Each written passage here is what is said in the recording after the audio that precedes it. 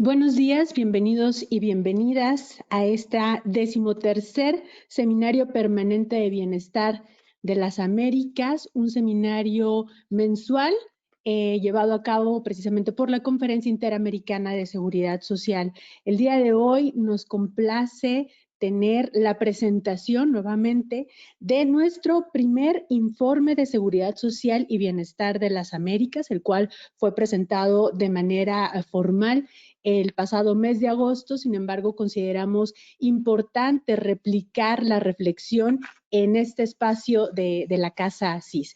Y para hacer y desarrollar este seminario nos acompaña gente muy interesante y cercana a la conferencia. Pero antes me gustaría platicar un poco acerca de qué es el informe de bienestar, muy brevemente. La Conferencia Interamericana de Seguridad Social, con el objetivo de reflexionar sobre los sistemas de seguridad social que garanticen el bienestar de la población en el continente, y precisamente ante la emergencia sanitaria, económica y social que ha ocasionado la pandemia del COVID-19, ha realizado la presentación del Informe de Seguridad Social y Bienestar de las Américas como uno de los proyectos más ambiciosos de nuestra nueva administración de esta Conferencia Interamericana de Seguridad Social, con el objetivo de conocer la situación de los países que la integran, de los países miembros, con lo cual nos permitirá formular recomendaciones de política pública que promuevan una seguridad social universal, de calidad y orientada al bienestar de las Américas. Sin más, les platico un poco de la dinámica que vamos a llevar a cabo el día de hoy. Para la presentación del informe precisamente nos acompaña parte del equipo que estuvo a cargo de la dirección de este informe, y tendremos la presencia de los ponentes de compañeros precisamente de la conferencia, como lo es el maestro Miguel Ángel Ramírez Villela, el maestro Krishna Kushatla Méndez, la maestra Frida Romero Suárez, que forman parte del equipo de la Conferencia Interamericana de Seguridad Social, quienes muy brevemente nos describirán en qué consiste precisamente el informe, y posteriormente contaremos con la participación de los comentaristas como la doctora Daisy Corrales, que es la directora del CIES, del Centro Interamericano de Estudios de Seguridad Social, el brazo académico precisamente de la CIS, y también contaremos con la participación del doctor Gibran Cruz Martínez, investigador del Instituto de Políticas y Bienes Públicos del Consejo Superior de Investigaciones Científicas. Sin más, vamos a darle uso de la voz a nuestros presentadores, pero antes me gustaría hacer un breve recuento de su currículum. El maestro Miguel Ángel Ramírez Villela es jefe de División de Proyectos de la CIS, es maestro en Ciencia Política por el Colegio de México y licenciado en Política y Gestión Social por la Universidad Autónoma Metropolitana. Se ha desempeñado como investigador en políticas públicas de la CIS, así como analista y consultor para instituciones públicas y privadas en temas de política social y protección social. También fue académico de la Universidad Autónoma Metropolitana. Por su parte, la compañera Frida Romero Suárez es investigadora también de la CIS, forma parte de este equipo de investigación del informe, es maestra en antropología médica por la Universidad de Edimburgo en Reino Unido y médica cirujana por la Universidad Nacional Autónoma de México. Ha sido investigadora y consultora de la Fundación Comunitaria Malinalco y consultora externa de proecológicos. Además, fue asistente de investigación en diferentes proyectos relacionados con el ejercicio de la violencia sobre los sectores públicos y del sistema de salud mexicano en el Centro de Investigación en Población y Políticas y Salud de la Universidad de Proyectos de Investigación Sociomédica, ambos de la UNAM.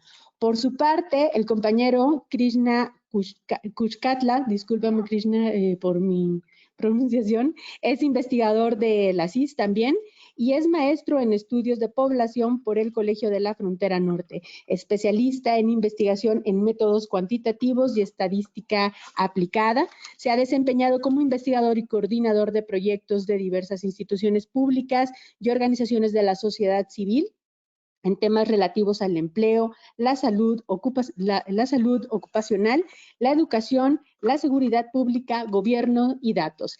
Pues sin más, yo cedería el uso de la voz precisamente al cuerpo de investigadores que han desarrollado y llevado por más de un año a cabo este informe. Empezamos precisamente con el compañero Miguel Ramírez. Adelante, por favor.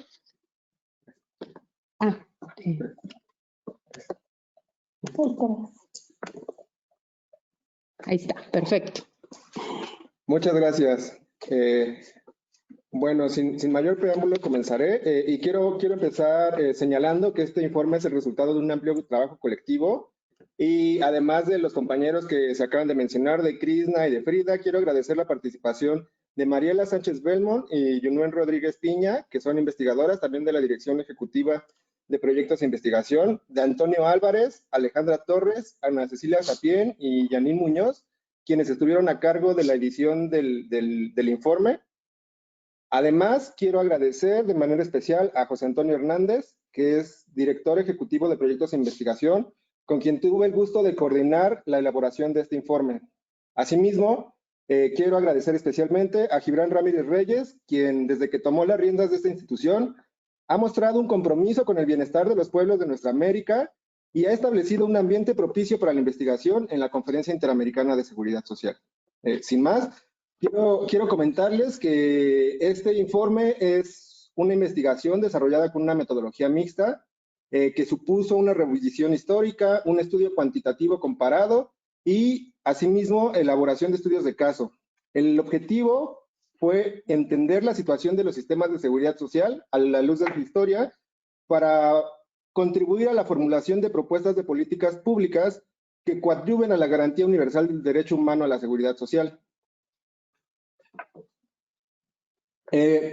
Quisiera comenzar señalando que la historia de la seguridad social americana en el siglo XX es la historia de su contradicción entre su reconocimiento como derecho humano y su práctica como prestación laboral. Esta es la esencia de lo que en el informe hemos denominado el largo siglo XX de la seguridad social, emulando los siglos de heterodoxa duración del historiador Eric Hobsbawm. Este siglo inició con la fundación de instituciones de seguridad social en países del Cono Sur, principalmente en las primeras 2 décadas del siglo XX. Después vino un periodo de auge entre finales de los 30 y principios de los 80, donde se fundaron y expandieron la mayoría de los sistemas del continente. Finalmente, concluye con una etapa de intensas transformaciones que supusieron una reducción del Estado en la provisión de bienestar y, por lo tanto, una creciente participación de intereses privados, lo que generalmente produjo una creciente exclusión e inequidad en el acceso a las prestaciones, pero también transformaciones que han ampliado notablemente la cobertura, pero sin alterar, en sustancia, la estructura neoliberalizada de los sistemas. Desde sus orígenes, estos sistemas de seguridad social estuvieron orientados a la protección de las personas ante los riesgos sociales propios de las economías modernas y generalmente limitaron su cobertura a los sectores de trabajadores formales y urbanos. En algunos casos, esta limitación persiste a nuestros días, a pesar de que desde 1948 se reconoce la seguridad social como un derecho humano. Además de excluir a porciones importantes de la población, dado el acceso mediante el vínculo laboral, los sistemas surgieron y generalmente siguen siendo profundamente desiguales, dadas las diferencias en los beneficios a disposición de distintas. Al iniciar los 80, inició un agresivo ataque contra los sistemas, ya que se les veía como una de las fuentes de las crisis económicas de la época.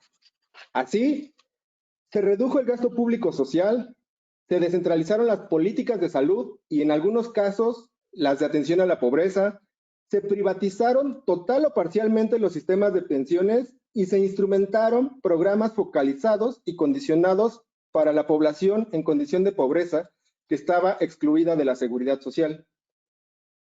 Las recurrentes crisis económicas y el debilitamiento de la seguridad social, entre otros factores, incrementaron los niveles de pobreza y de la población sin acceso a prestaciones de la seguridad social.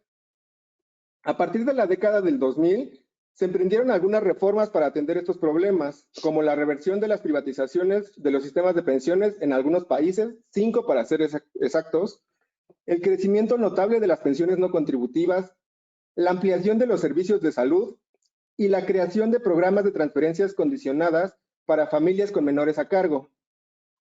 Estos cambios han ampliado notablemente la cobertura de los sistemas, pero también han supuesto la configuración de sistemas duales que otorgan prestaciones contributivas a personas con empleo formal, con un mayor nivel de protección que el que otorgan los programas no contributivos que atienden a las personas en condición de pobreza o excluidas de la formalidad.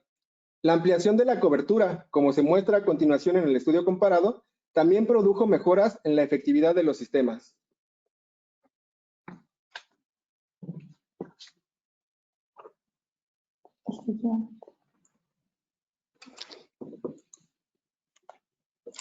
¿Qué sigue?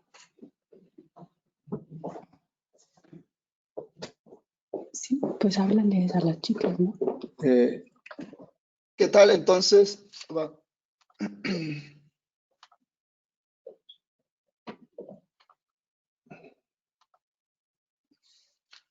en adelante les voy a presentar los resultados del análisis comparado de los sistemas de seguridad social en las Américas, el cual se realizó mediante el análisis de los sistemas de 19 países del continente. La estrategia metodológica consiste en dos fases. La primera consistió en elaborar una serie de índices con 17 indicadores de los sistemas de seguridad social, y la segunda etapa consiste en estratificar estos índices para agrupar y compararlos. ¿Cuál es la ventaja de tener índices de seguridad social? La ventaja es que permite resumir en una medida sintética la información de un conjunto de variables, en este caso de 17 variables, y a través de ellos estratificarlas y agrupar a los países de acuerdo a la cercanía que tienen al interior de estos estratos, y a partir de ahí compararlos e identificar cómo evolucionan y cómo se han movido en el tiempo. Entonces, se construyeron dos conjuntos de índices. En el primer conjunto se construyeron los que pueden ver en esta lámina, índices para la presión de los sistemas de seguridad social, la cobertura y la eficacia, y un índice global de desempeño para los 19 países en los años 2009 y 2016. En la presión se incluyeron variables que se relacionan con la presencia de riesgos sociales ante los que protege la seguridad social, como la población adulta mayor, la población urbana, el empleo en el sector servicios y el desempleo. La cobertura se centró en dos prestaciones principales. En la prestación médica, medida a través del gasto en gobierno de salud y el número de partos atendidos por personal capacitado, y las pensiones por vejez, medida a través de las pensiones contributivas y no contributivas, y también del gasto en protección social como porcentaje del PIB. La dimensión de la eficacia se midió mediante la mortalidad infantil, el gasto de bolsillo, la pobreza en personas mayores y la participación laboral de este grupo etario. Con la información de estas tres dimensiones se construyó un índice de seguridad social que evalúa el desempeño de los sistemas. Ahora bien, en el segundo conjunto de índices se elaboraron también para las dimensiones de presión, cobertura y eficacia, pero con dos grandes diferencias.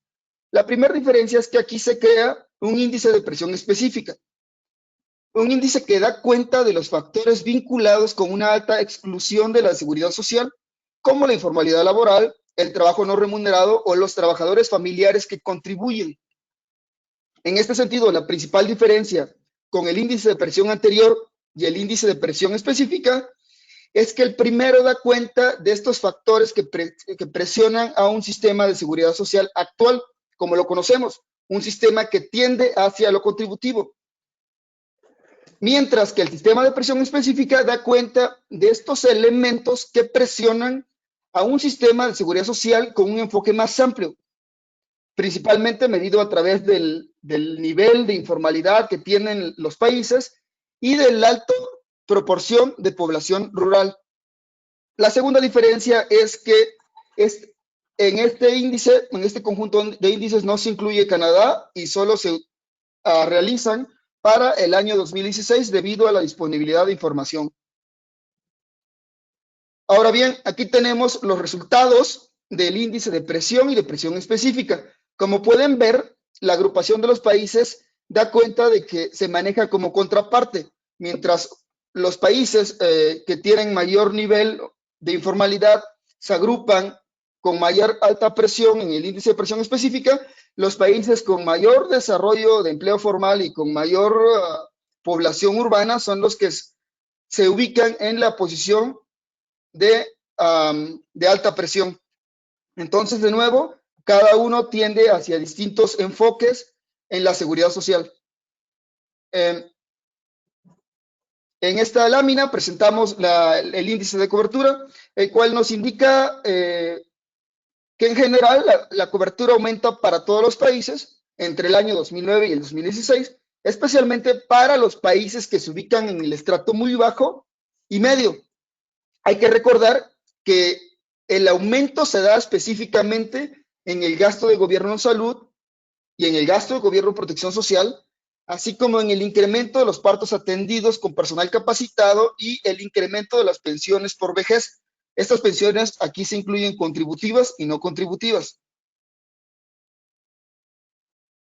Aquí tenemos el índice de eficacia.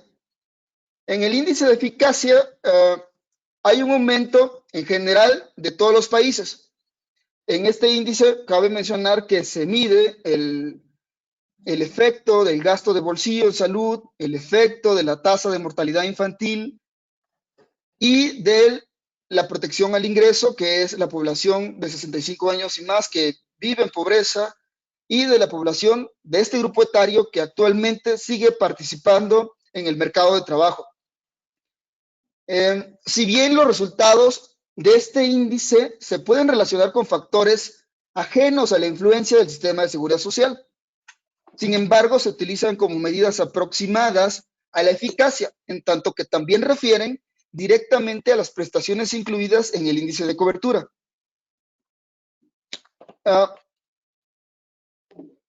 Aquí, un segundo.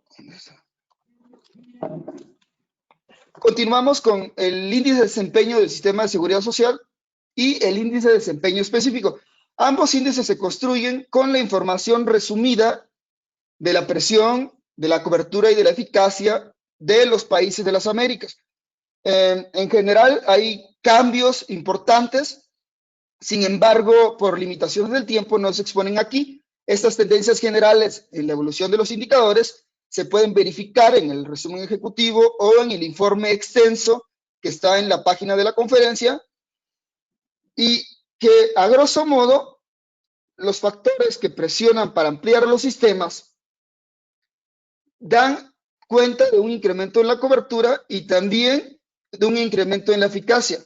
Esto lo podemos ver a detalle en estas láminas, en las cuales se presentan las relaciones entre las dimensiones presión-cobertura, cobertura-eficacia. Por ejemplo, en esta lámina podemos ver algo interesante. Es que se puede visualizar que los países que tuvieron mayor cobertura en seguridad social también fueron los que tuvieron mayor presión. Sin embargo, en la presión específica, que es la que mide los elementos como el alto nivel de informalidad o el alto nivel de población que vive en zonas rurales, sucede lo contrario. Los países, bueno, sucede lo mismo, pero son los países distintos que tienen mayor presión específica a la cobertura. Ahora bien, entre la relación cobertura y eficacia, el resultado es el mismo, sucede el mismo efecto. Los países que tuvieron mayor cobertura también son los que tienden a tener mayor eficacia. Entonces, a grosso modo, se puede encontrar una relación entre los países que son más presionados, tienden a tener más cobertura y tienden a tener más eficacia. Sin embargo, hay que tomar estos hallazgos con mucho cuidado, porque también hay casos en los que no se cumplen estas tendencias. Es decir, un incremento en la presión no implica necesariamente un incremento en la cobertura o así en la eficacia. Esto conduce a una conclusión importante, que estas relaciones entre las dimensiones incluidas, presión, cobertura y eficacia, no son necesarias, sino que dependen de múltiples factores contingentes que no quedan capturados en este análisis estadístico. Por ello, de este análisis comparado de los sistemas de seguridad social para 19 países entre 2009 y 2016, se seleccionaron 4 países para un estudio cualitativo que permite entender mejor los vínculos entre estas dimensiones. Uruguay, donde tuvo un aumento en la presión y ese aumento de la presión se acompañó de mejoras en la cobertura y la eficacia. Chile, donde a pesar de los incrementos en la presión no hubo mejoras en la cobertura o eficacia.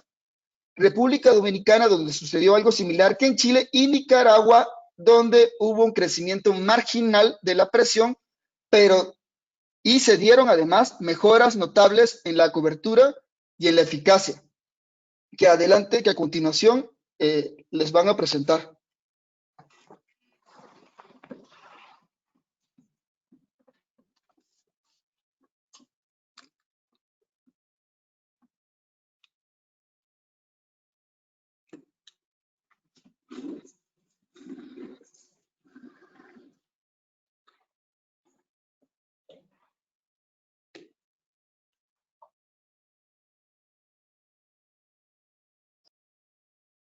Aquí está. Listo, ¿se ve mi presentación? Ok. Gracias, Krishna.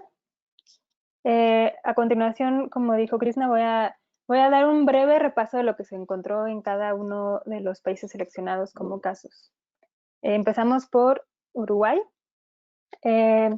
Uruguay fue uno de los países pioneros de la seguridad social en el continente y durante el siglo XX la protección orientada al trabajo se expandió y la elevada tasa de formalidad laboral le permitió acercarse incluso a la cobertura universal mediante esquemas contributivos. Pese al establecimiento de una dictadura en 1973, no se reformó sustancialmente el sistema, más bien fue en los primeros gobiernos democráticos que se dieron los cambios más importantes, particularmente en la década de 1990, cuando se incluyó un régimen de capitalización individual que complementa al beneficio definido administrado por el Banco de Previsión Social. Y se establecieron criterios de acceso más estrictos. Además, en esa época se desreguló el sector salud, lo que produjo también un aumento de bolsillo, del gasto de bolsillo en salud. Así, a principios de este siglo, del siglo XXI, el sistema de salud era desigual y estaba altamente fragmentado. Las personas que trabajaban en el sector privado, en el rural, y las personas trabajadoras del hogar tenían acceso a la cobertura contributiva obligatoria con afiliación mayoritaria a las instituciones de asistencia médica colectiva. Las personas de ingresos bajos y las que trabajaban en el sector informal accedían a los servicios de la Administración de los Servicios de Salud del Estado. Y también había un pequeño grupo de altos ingresos que tenía cobertura de servicios privados y otro también pequeño que no contaba con ningún tipo de afiliación. Fue entonces que en el 2005, con la llegada al poder del Frente Amplio, se dio un gran impulso al sistema de seguridad social. Se creó el Sistema Nacional Integrado de Salud, que es un sistema de aseguramiento colectivo con rectoría pública, financiamiento tripartito y una provisión de servicios integrada por prestaciones tanto públicos como privados. Con esto, el Estado pasó a ser rector y supervisor de todo el sistema, y la cobertura creció de manera constante. Como se puede ver aquí en la diapositiva, pasó de los casi 800,000 afiliados que tenía en 2007 a los 2,5 millones en el año 2018. También se extendieron las prestaciones familiares con el Plan Equidad, creado en 2008. Esto incluye las asignaciones familiares, una pensión especial para personas de 65 a 70 años que otorga el mismo monto que la pensión no contributiva, una tarjeta alimentaria denominada Uruguay Social, programas laborales y de becas e intervenciones educativas y de salud, en particular de atención primaria. Además, se flexibilizó el acceso a las pensiones por vejez y se prolongó el seguro de desempleo de 4 a 8 meses. Y un aspecto importante es que en 2016 se aprobó el Sistema Nacional Integrado de Cuidados, que ofrece servicios y subsidios para las personas dependientes, como son niños y niñas de hasta 12 años, personas con discapacidad y personas mayores de 65 años. Estas reciben cuidados, ya sea en el hogar o en establecimientos, además de otros beneficios. Todo esto fue posible debido a que en Uruguay se implementaron unos importantes elementos como el fortalecimiento de las capacidades y la Rectoría del Estado en el funcionamiento del sistema de seguridad social, y las nuevas prestaciones quedaron como responsabilidad del Banco de Previsión Social. Esto es importante porque evitó que creciera la fragmentación del sistema. Así, actualmente en Uruguay es uno de los países de mayor cobertura y de menor exclusión de la seguridad social en el continente americano. En el caso de Chile, también Chile fundó un sistema de seguridad social de manera temprana en la década de los 20 y alcanzó una cobertura muy alta hacia la mitad del siglo XX. Sin embargo, tras el impulso universalista que dio el gobierno de la Unidad Popular, inició un periodo de franco retroceso bajo el régimen militar de la dictadura. En esta dictadura se implementaron políticas sociales neoliberales y se privatizó completamente el sistema de pensiones, estableciendo el primer sistema en todo el mundo de capitalización en cuentas individuales administradas por las AFPs, y también se privatizó de manera parcial el sistema de salud y se creó un pilar privado en el que nuevas corporaciones privadas, las instituciones de salud previsional, compitieron libremente con el sector público en la provisión de servicios médicos. Esta época es importante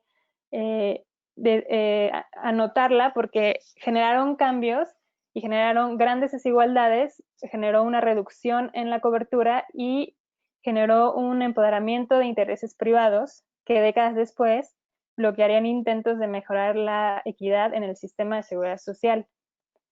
Tras la dictadura, se implementaron políticas con orientación universalistas y de apoyo a los ingresos en un intento de revertir los efectos de las políticas neoliberales, aunque se mantuvo la estructura general del sistema, que estaba altamente privatizado. Ya para el siglo XXI, en el año 2002, se introdujo el seguro de cesantía con sus dos esquemas, uno de cuentas individuales de financiamiento tripartita y el otro de fondo solidario, financiado por empleadores y el Estado. En el 2004 se implementó el programa Chile Solidario, que buscaba establecer un sistema integrado de protección que incluyera seguridad de ingresos no contributiva, asesoramiento por parte de trabajadores sociales, beneficios en especie y acceso a servicios estatales como educación preescolar o servicios de rehabilitación.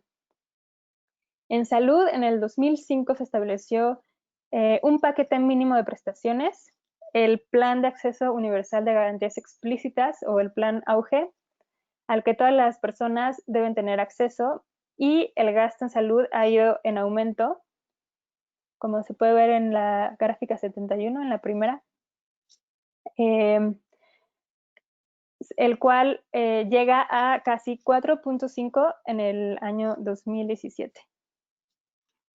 No obstante, persistió el sistema dual con servicios privados para quienes tienen mayores niveles de ingresos y menores riesgos de salud, y una opción pública para las personas en condición de pobreza o de vulnerabilidad. En cuanto a pensiones, en el 2008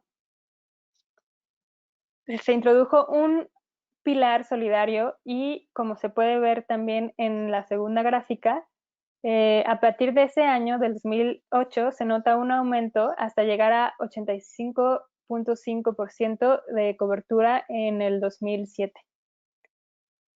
Con todo, en las últimas décadas, Chile ha avanzado considerablemente en la provisión de una seguridad social más amplia y equitativa. Sin embargo, pese a estos esfuerzos por reformar el sistema, la estructura heredada de la década de los 80 se sigue manteniendo. Por ello, es necesario discutir la manera de atender las demandas de mayor protección y al mismo tiempo garantizar la sostenibilidad del sistema sin que los intereses privados puedan impedir transformaciones que incrementen el bienestar de la población. En el caso de República Dominicana, el sistema de seguridad social de este país se fundó un poco más tarde, al finalizar los 40, con la creación de la Caja Dominicana de Seguros Sociales, que en los 60 se convirtió en el Instituto Dominicano de Seguros Sociales. El sistema tuvo un desarrollo mínimo durante el resto del siglo XX, dada la fuerte tradición clientelar y asistencialista del régimen político, heredado también de una dictadura de la de Rafael Trujillo, y no se dio un impulso suficiente al establecimiento de un sistema de seguridad amplio. Este sistema solo afiliaba únicamente a personas que trabajaban en el sector privado o con un ingreso inferior a 1.6 veces el salario mínimo, lo que excluía a grandes porciones de la población, además de que no garantizaba atención para la familia del afiliado. Ante esta escasa cobertura, se fortalecieron intereses privados, principalmente en el sector salud, dado que eran los principales proveedores de servicios. Esto también ocasionó una alta inequidad en el acceso. Fue hasta inicios del siglo XXI que la Seguridad Social Dominicana experimentó un desarrollo acelerado, facilitado por un alto crecimiento económico, un serio esfuerzo interno y el apoyo de organismos multilaterales como la OPS, el Banco Interamericano de Desarrollo y el Banco Mundial. En el 2001 se promulgó un amplio entramado legislativo cuyas piezas principales son la Ley General de Salud número 4201 y la 8701 de Seguridad Social, y se creó el Sistema Dominicano de Seguridad Social, que establece un sistema integral, plural y con aspiraciones universales. Este sistema es solidario y obligatorio y define claramente derechos y procedimientos para resguardarlos. De esta manera, dispone de 3 mecanismos para la incorporación de los distintos sectores poblacionales al sistema de seguridad social, como es el régimen contributario, destinado a personas asalariadas y con empleo formal, el régimen subsidiado, para las personas de bajos ingresos y sin empleo formal, y el régimen contributivo subsidiado, para quienes trabajan por cuenta propia y tienen un nivel de ingreso medio o alto. Esta legislación nueva reconoce a la seguridad social como un derecho para toda la población, lo que deja atrás la visión clientelar y asistencialista del Estado respecto a la política social. En 2015 se creó también el Sistema Nacional de Salud con el propósito de iniciar un proceso de unificación de las redes de servicios. Así, ha habido un incremento importante de la cobertura, particularmente en salud, que se puede apreciar en esta gráfica, que la evolución entre 2007 y 2020, que actualmente es más de 10 veces la que había en 2007. Al inicio del 2020 la cobertura era de 73.7% de la población. En el caso de Nicaragua,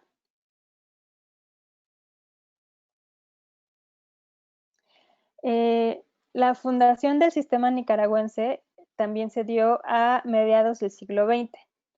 En la década de los 50 se conformó un sistema más unificado que los creados en las décadas previas, porque aspiraba a cubrir a todas las personas ocupadas tanto en el sector privado como el público.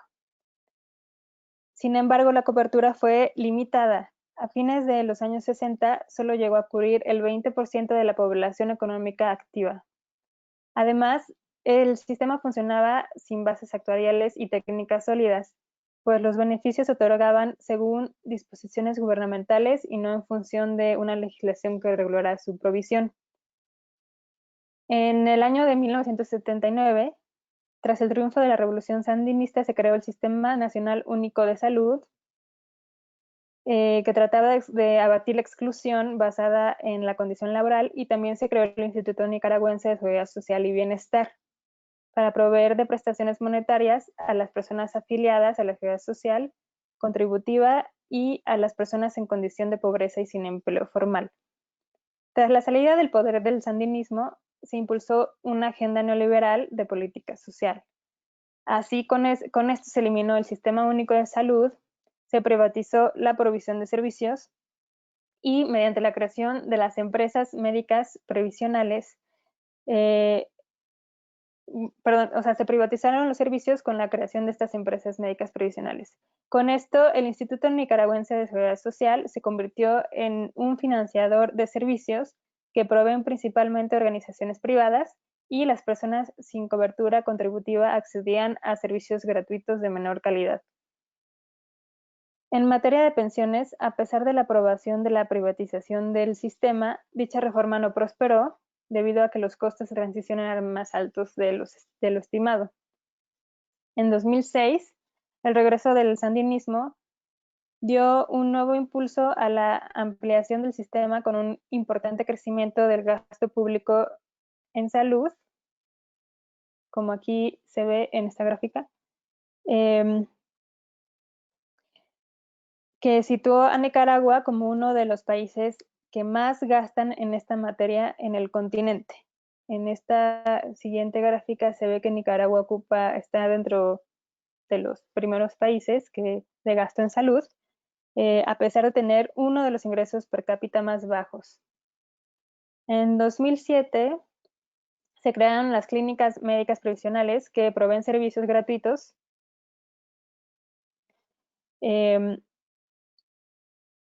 a la población, y también se desarrolló un nuevo modelo de salud familiar y comunitario de enfoque preventivo y de promoción a la salud para mejorar el acceso a la atención y ofrecer servicios integrales de salud. Y se estableció el conjunto de prestaciones de salud a las que tiene acceso toda la población. También en 2013 se creó la pensión reducida para personas de 60 años que no contarán con las 750 semanas de cotización requeridas, lo que produjo un incremento sustancial en la cobertura. Aquí también se ve el aumento en cobertura en pensiones del 17.9% en 2013 a 34% en 2017. Cabe mencionar que Nicaragua es uno de los pocos países que no tiene un régimen nacional de pensiones no contributivas. Pese a estos logros, persisten deficiencias históricas en el sistema. Una de ellas es la limitada cobertura debido a los altos niveles de informalidad laboral en el país, que es de 77.4% del empleo total.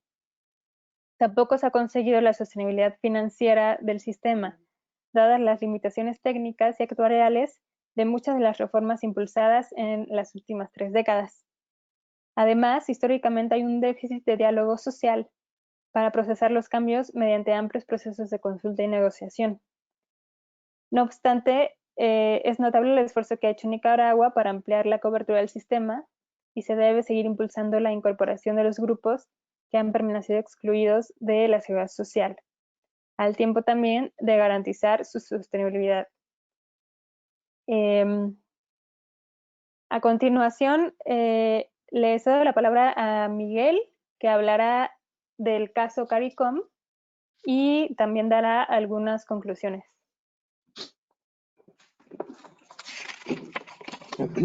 Gracias. Bueno, tuvimos que desarrollar un estudio particular para los países de la CARICOM, de la Comunidad del Caribe, porque debido a limitaciones en información cuantitativa y cualitativa no los pudimos incluir ni en los índices, ni pudimos hacer una exploración tan profunda como la que acaba de presentar Frida. En este sentido, bueno, en la lámina se muestran los países que son miembros de pleno derecho de la CARICOM. Esta comunidad se formalizó en 1973 con el Tratado de Chaguaramas. Y bueno, lo primero que se puede decir es que estos países desarrollaron sus sistemas de manera relativamente tardía, en lo que hemos denominado la época de auge, principalmente a partir de la segunda mitad del siglo. En la mayoría de los casos, casi al mismo tiempo que se independizaban del Reino Unido. Sin embargo, esta independencia no supuso necesariamente un rompimiento total con la metrópoli y de hecho sus sistemas están fuertemente influidos por el modelo inglés. Así pues, están notablemente más unificados que la mayoría de los sistemas latinoamericanos. Sin embargo, tienen limitaciones en el alcance, extensión y nivel de la cobertura, como se puede ver en las tablas que presento, que en una se muestran las ramas cubiertas por los sistemas de seguridad social y por otro, algunos datos de cobertura.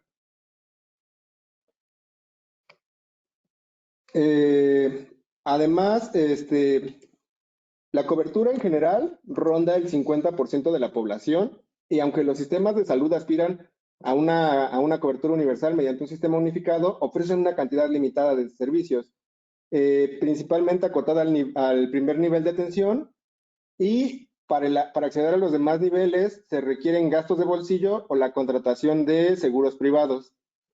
Además del modelo británico, también influyó en la conformación de estos sistemas la asistencia técnica prestada por la OIT, que ante las restricciones presupuestales y condiciones socioeconómicas de los países recientemente independizados, recomendó no adoptar inmediatamente las prestaciones más costosas en las primeras etapas de los sistemas, como puede ser, por ejemplo, los sistemas de salud, los servicios de salud.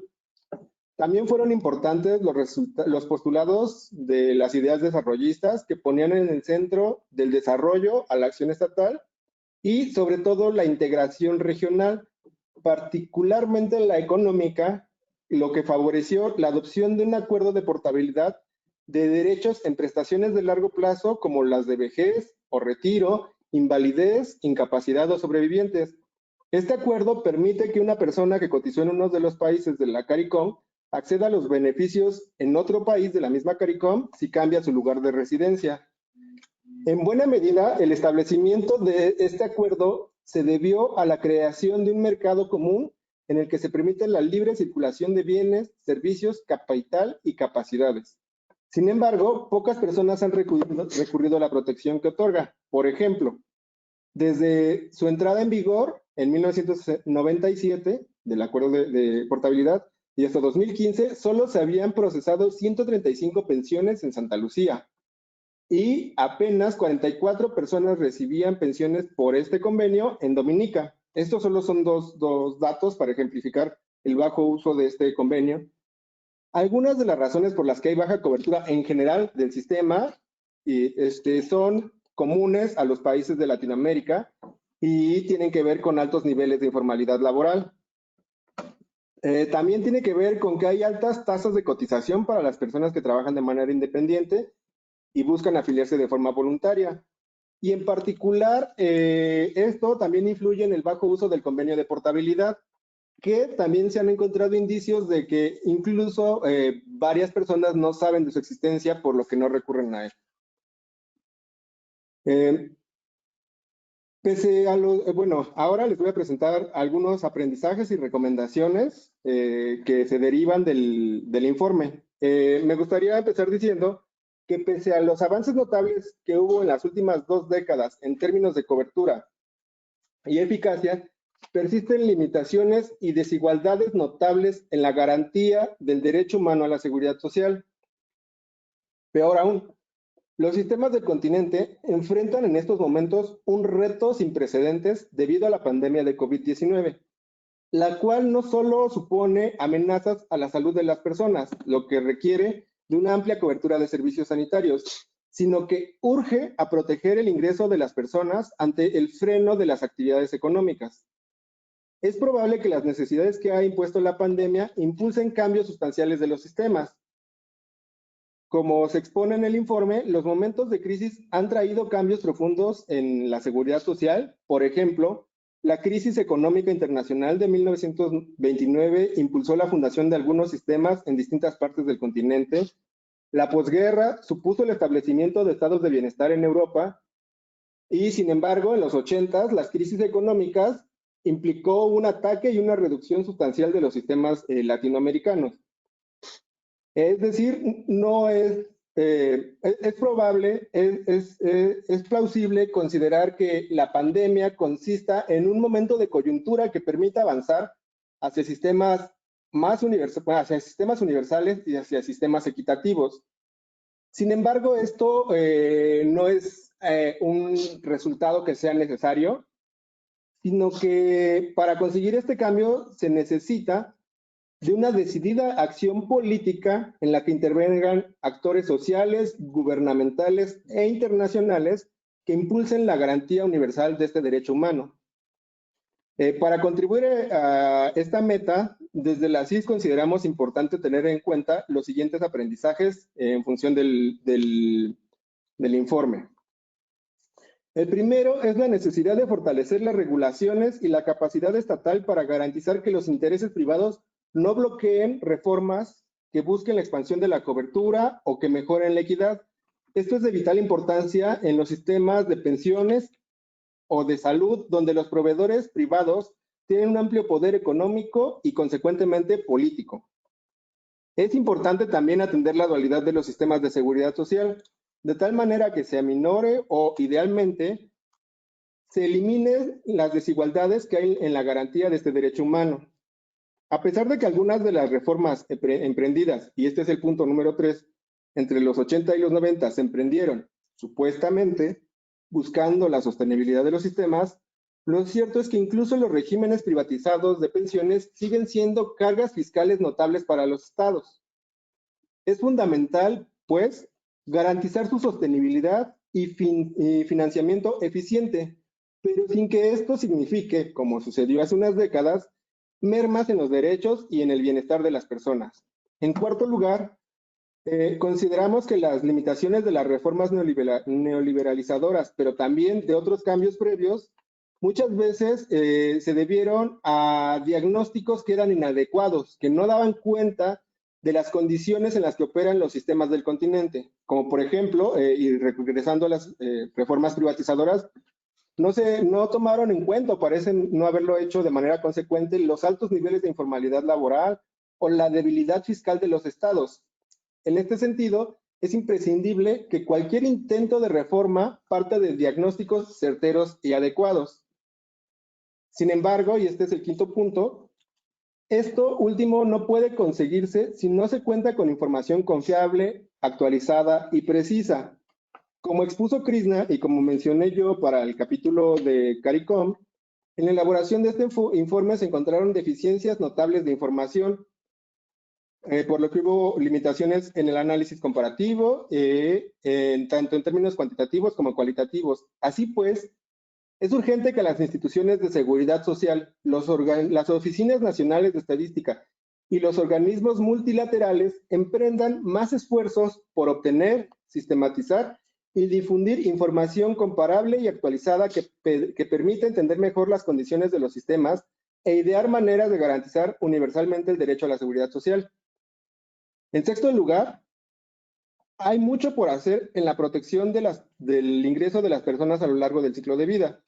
En la mayoría de los países del continente, los niveles de pobreza son notablemente mayores entre las niñas y niños, por lo que se deben fortalecer los esquemas orientados a prevenir y combatir la pobreza en este grupo.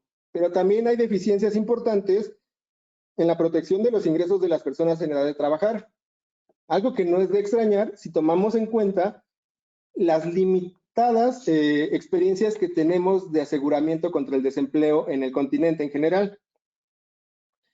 Además, incluso entre las personas mayores hay deficiencias en la cobertura del ingreso, a pesar de que los sistemas de pensiones son la prestación de mayor cobertura en el continente. Muchas de estas deficiencias se deben a los intentos privatizadores o incluso a reformas paramétricas que hicieron más difícil el acceso a la protección en la vejez. En este sentido, consideramos fundamental fortalecer los esquemas públicos y solidarios de pensiones en el continente. También es importante, este es el sexto punto, atender las serias desigualdades de género en el acceso y nivel de protección que otorga la seguridad social. Generalmente las mujeres tienen menor acceso, en parte por sus bajos niveles de participación laboral, relacionados a su vez con la persistencia de estereotipos basados en el sexo. Esto se puede combatir, por supuesto, con la adopción de una perspectiva de género que sea transversal al sistema, pero también con el establecimiento de amplias políticas de cuidado que alteren de manera sustancial la distribución desigual del trabajo de cuidado no remunerado que recae principalmente en las mujeres. Esto, a grandes rasgos, son los hallazgos y las principales conclusiones de nuestro informe, del informe que presenta la CIE.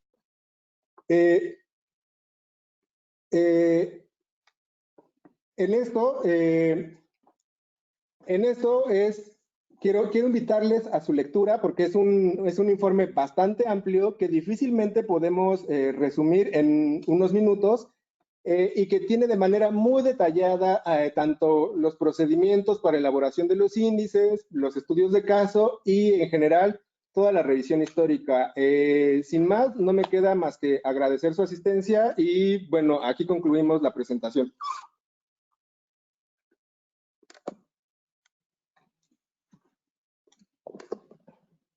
Ahora sí. Bueno, agradecemos la presentación del cuerpo de investigadores e investigadoras de la Conferencia Interamericana de Seguridad Social, el cual estuvo abocado por más de un año en la elaboración de este informe que, como pudieron apreciar, muestra, si bien muestra un estudio de caso de 4 países miembros de la conferencia, también permite apreciar un panorama o un diagnóstico sobre cómo se ha dado la evolución histórica o política de la seguridad social en el continente y que ha tenido también como repercusiones el impacto del tratamiento que hemos tenido en esta crisis de la COVID-19. Les quiero recordar que estamos en la 13ª sesión del Seminario de Bienestar. Las preguntas, el espacio para las preguntas está precisamente en nuestra plataforma por si quieren realizarlas. En tanto, vamos a dar uso de la voz precisamente a los comentaristas de este informe. Estamos muy agradecidos precisamente por el interés de participar con sus comentarios del doctor Gibran Cruz Martínez, quien tendrá 20 minutos precisamente para realizar cuestionamientos, críticas y análisis de este informe. Él es investigador del Instituto de Políticas y Bienes Públicos del Consejo Superior de Investigación Científica. Es investigador asociado del Instituto Chileno de Estudios Municipales de la Universidad Autónoma de Chile. Anteriormente estuvo afiliado al Departamento de Estudios del Desarrollo en la Universidad Agder en Noruega y al Instituto de las Américas University College London en Reino Unido. Completó su doctorado en Ciencias Políticas en la Universidad Complutense de Madrid. Su investigación se enfoca en el estudio del desarrollo del estado de bienestar emergente en América Latina, pertinente hoy justo con este informe, en América Latina y el Caribe, y su relación con la pobreza multidimensional y la desigualdad.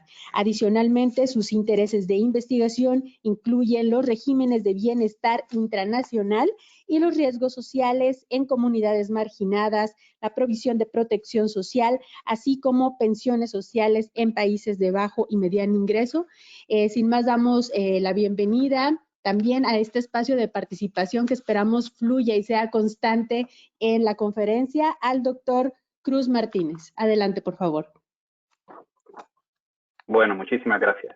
Me gustaría, claro está, comenzar agradeciendo por la invitación para exponer algunos puntos enunciados, resultados sobre el informe que para mí me parecen más relevantes, así como pues efectivamente realizar algunas observaciones, algunas críticas constructivas un poco para iniciar el debate tan necesario en relación a este tema. Asimismo, también me gustaría pues felicitarlos, como ya he hecho en privado, ahora en público, por este excelente informe, un informe exhaustivo que invito a todos y a todas a leer, ya sea en su versión resumida y también en su versión más extensa para pues, aquellos que estén más interesados. Tiene cerca de medio millar de páginas, está lleno de análisis históricos, estudios de casos, análisis comparados y un texto muy completo. Bueno, sin más, comienzo con mis comentarios. Trataré de quedarme en estos 15 minutos y luego ir al debate, claro está. Pues en primer lugar, me gustaría comenzar destacando el exhaustivo trabajo histórico que me parece necesario, sobre todo para entender la evolución del desarrollo de los sistemas del bienestar en las Américas, específicamente, por ejemplo, en la región latinoamericana y caribeña, que yo personalmente soy en la que yo me enfoco en estudiar. Y sobre todo para aquellos que tomamos una perspectiva, ¿verdad?, desde el institucionalismo histórico. Es importante ver hacia el pasado, mirar hacia el pasado para poder ser capaces de comprender lo que estamos viviendo en estos momentos. Buscar puntos de inflexión, buscar puntos de equilibrio, buscar eventos históricos importantes, modelos de desarrollo que nos ayuden a entender esta evolución de los sistemas del bienestar. Y refiriéndome al informe específicamente, en los 2 primeros capítulos, creo yo que efectivamente sirve como un correcto y profundo marco histórico para entender el sistema dual que tenemos hoy en día de protección social, que ustedes muy bien definen y que otros investigadores como Armando Barrientos también ha trabajado mucho. En un inicio, efectivamente, con una creación a principios del siglo XX, con un enfoque bismarckiano contributivo, que podríamos argumentar que ha creado una especie de estratificación universal, y cómo este ha venido conviviendo, ¿verdad?, sobre todo luego de la era neoliberal, con una lógica más asistencialista en la región, con programas muy populares que algunos conocemos como programas de transferencias condicionadas y pensiones sociales.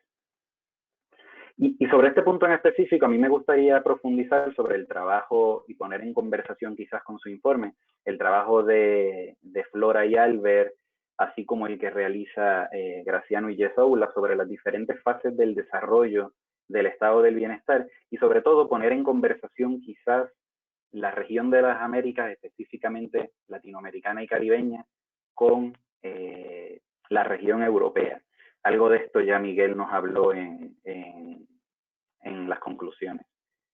Y es que a mí me parece importantísimo, nuevamente, enfocándonos en el aspecto histórico, que si bien América Latina y Europa, ambos comenzaron obviamente con la emergencia de los sistemas, América Latina unas 2-3 décadas más tarde, luego ambos fueron a la era de la consolidación, en la región latinoamericana específicamente durante este conocido modelo de industrialización por sustitución de importaciones. En el caso europeo, antes de ir a la recortes, antes de comenzar con las privatizaciones, tuvieron esos 30 años gloriosos, ¿verdad?, de la era de la expansión, algo que a diferencia de Europa, América Latina no vive, y sin haber institucionalizado todavía, en pleno proceso de consolidación, llegan los recortes, llegan las privatizaciones, llega la conocida década perdida y era neoliberal, y no es hasta luego finales del siglo XX, principios del siglo XXI, cuando podemos ver esa expansión. Así que digamos que comparando ambas regiones en temas de su sistema del bienestar y prestando importancia a la historia y a las fases del desarrollo, quizás es importante efectivamente, como ustedes bien mencionan en el informe, entender cuándo ocurre esta expansión y si ocurre efectivamente antes o después de la consolidación e institucionalización. En un segundo punto, y aquí voy a un poco autocrítica a mí mismo y a la manera en cómo yo he solido denominar a las políticas sociales no contributivas, me pareció fantástico la manera en cómo conceptualizan estas políticas llamadas o mal llamadas no contributivas como políticas de contribución indirecta. Y me parece muy importante esta manera de conceptualizarlas, porque el lenguaje efectivamente importa, porque la población receptora de estas políticas asistenciales contribuyen, y contribuyen mucho. y lo hacen de dos maneras. A través, obviamente, de los impuestos al consumo, que tenemos que recordar que la población trabajadora invierte o gasta, digamos, gran parte de sus sueldos, de sus ingresos en bienes de consumo. Por lo tanto, comparándolo en proporción a los ingresos de la clase media y clase alta, estos contribuyen más a este tipo de sistemas. Y además que en la región latinoamericana, si comparamos cómo se financian estos sistemas fiscales para luego invertir en bienestar, hay una gran importancia o una mayor importancia a los impuestos al consumo, que nuevamente contribuyen de una mayor manera, por lo menos en términos relativos, clase trabajadora, beneficiaria en gran parte de estos programas de asistencia social. Así que, nuevamente, un poco es resaltar también este tema, la necesidad de utilizar el lenguaje correctamente, y yo creo que aquí ustedes han hecho una muy buena aportación conceptual, y me uniré o trataré efectivamente también en este informe y en mis futuros trabajos de dejar de mal llamar a las políticas sociales de contribución indirecta como políticas no contributivas. En un tercer lugar, ustedes hacen un llamado en el cual yo también me uno y me parece fundamental, sobre todo porque yo realizo trabajo comparativo de los sistemas del bienestar. Hacen un llamado a que los países, a que los propios centros nacionales de estadística, en colaboración, claro está, con institutos como la OIT, la CEPAL y otros, desarrollen, armonicen y sobre todo publiquen datos anuales y de ser posible en periodos anteriores.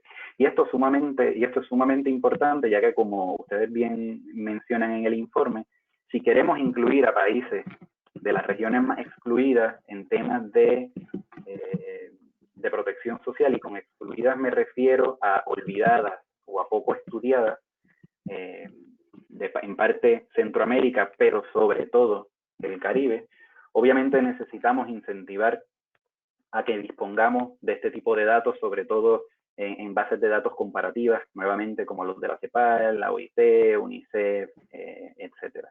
Y específicamente sobre esto, y los felicito por ello, ustedes hacen, creo yo, un excelente trabajo en, si bien no pueden incluir al Caribe anglófono, específicamente a países del CARICOM, en sus estudios cuantitativos, sí lo hacen en los estudios de caso, y que tenga conocimiento yo, uno de los pocos estudios en castellano o en español que contamos sobre esta región en temas de política social.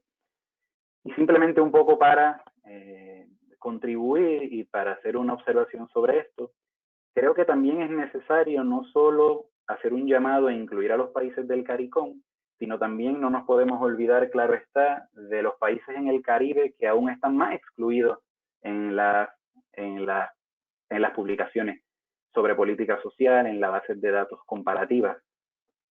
Y son los países no soberanos de la región caribeña. Son aquellos países que no tienen representación en organismos internacionales, en algunos casos están como observadores, y que es muy difícil, aún más complicado que los países del CARICOM, se encuentran en este tipo de bases de datos. Y me refiero efectivamente a los británicos, entre ellos Anguila, Bermuda, Islas Vírgenes Británicas, como a los territorios estadounidenses de Islas Vírgenes y Puerto Rico, así como los de los Países Bajos, como Aruba, Curazao, entre otros.